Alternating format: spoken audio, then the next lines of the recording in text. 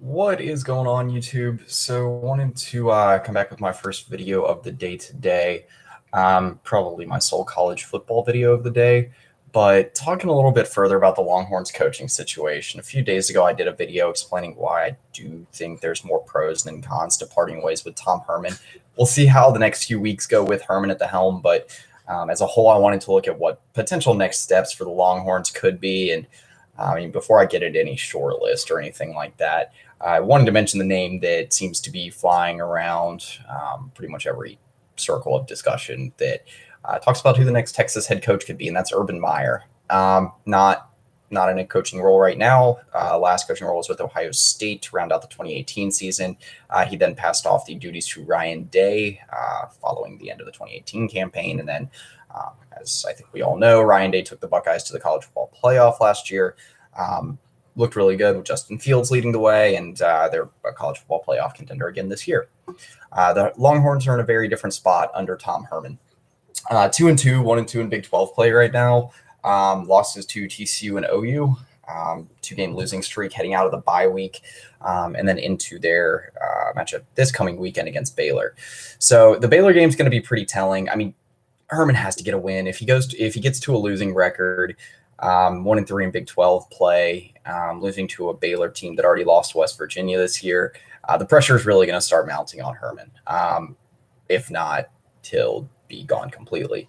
But Urban Meyer is a name, again, that keeps flying around different conversations, and he's an intriguing candidate for sure. I mean, when he was a head coach, kind of considered in that realm of Dabo Swinney, Nick Saban, or maybe just shy of that. He's got 3 national championships. I believe he started out his coaching career with Bowling Green back in the late 90s, and then worked his way over to Utah, then to Florida, then to Ohio State.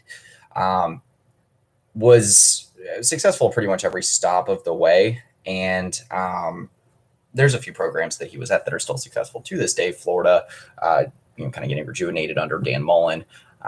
Utah doing pretty well all throughout under Kyle Whittingham. And then Ohio State doing well under Ryan Day. And I think that is one of the big positives to the school of thought that Urban Meyer could be good for Texas, is that if you kind of bring his coaching tree to Texas, and I know that Tom Herman stems from his coaching tree and so does Chris Ash, but if you bring his coaching tree to Texas, then not only could you get success under Urban Meyer, and then everything coming along with that, national title contention, winning Big 12 championships, finally beating OU.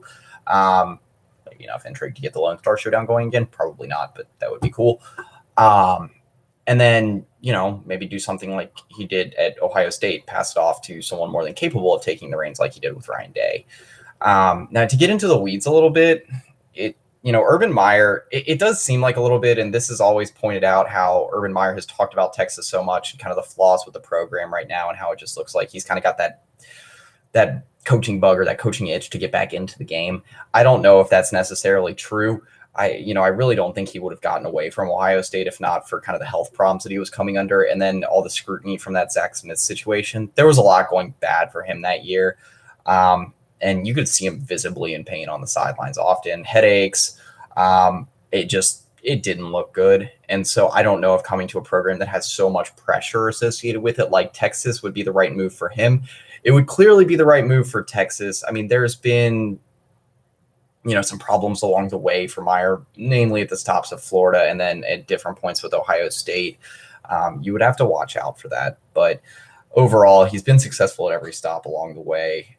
Texas kind of, took 2 different approaches with the hire of Charlie Strong and then the hire of Tom Herman. Tom Herman looked like the home run hire entering the 2017 offseason when Texas first brought him aboard from Houston. But a lot of the problems that Herman faced at Houston, losing to teams he shouldn't have, I believe it was that 2016 season where Houston had building college football playoff hype. They had beaten OU, they had beat Florida State, they beat Louisville with Lamar Jackson, but that season they still finished with a 9-4 record. They were losing to teams that they really shouldn't have. And while the talent was there, the recruiting was doing pretty well.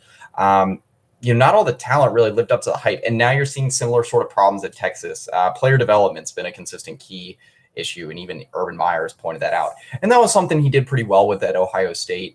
You don't see a whole lot of players that, I bring up the Garrett Wilson situation. I think a lot of people would do that too.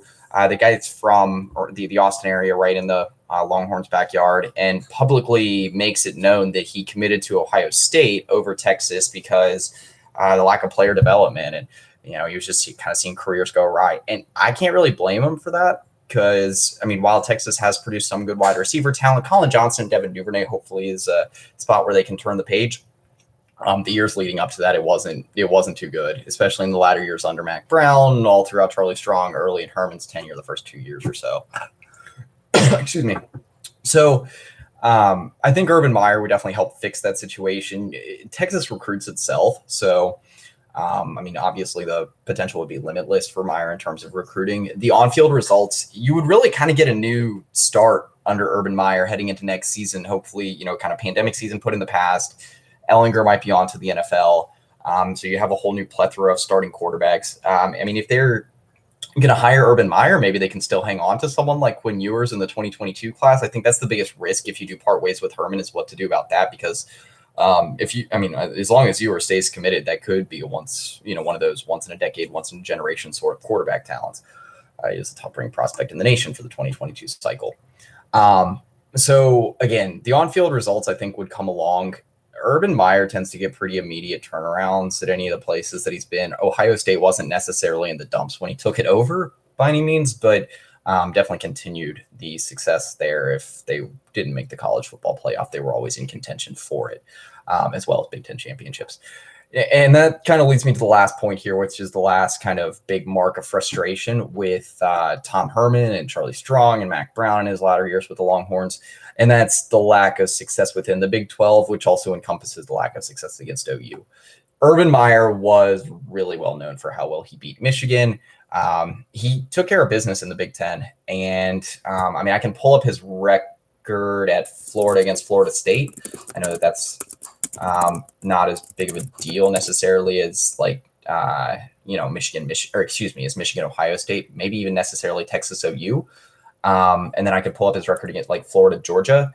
I do believe he was pretty proficient in that area. So whether that's just a product of all the success that he found at Ohio State and Florida, or just, he was always able to get his team up for the big games. That's something that Longhorns fans haven't really had here in a while. They're losing to a lot of the better teams around the Big 12. TCU's been a big monkey on their back.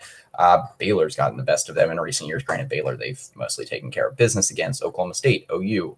All those schools have, again, kind of been a thorn in the side of Texas in the last decade or so. And I think that is something that could get turned around if you brought Urban Meyer in. Yeah. And like I said, maybe you could kind of reel in that old Florida State rivalry with Jimbo Fisher and Urban Meyer and get enough interest surrounding Texas A&M to get that back going in some regard. Or maybe they would just meet up in bowl season. But yeah, Urban Meyer was, I believe, just 3 losses against 2 losses. Looks like 6 or 2-7, about 5-2 or 6-2 against Florida State. And then against Georgia. Mind you, this was before Kirby Smart got there. I think that was more the Mark Richt time.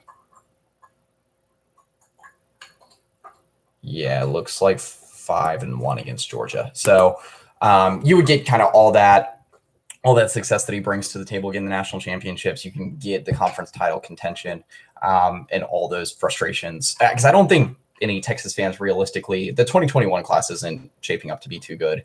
But I don't think any Texas fans are necessarily too upset with the results on the recruiting trail from Tom Herman. It's just the lack of success and consistency in the win column. Losing to OU, definitely losing games that you should not be able to put opponents to bed, that sort of thing. All things that Urban Meyer tends to do well. So that's pretty much it. I thought there were a few obvious points that I could hit on as to why that Longhorns should hire Urban Meyer, but that's just one side of the coin here. I don't know if there's any traction between Urban Meyer and coming back to the coaching ranks.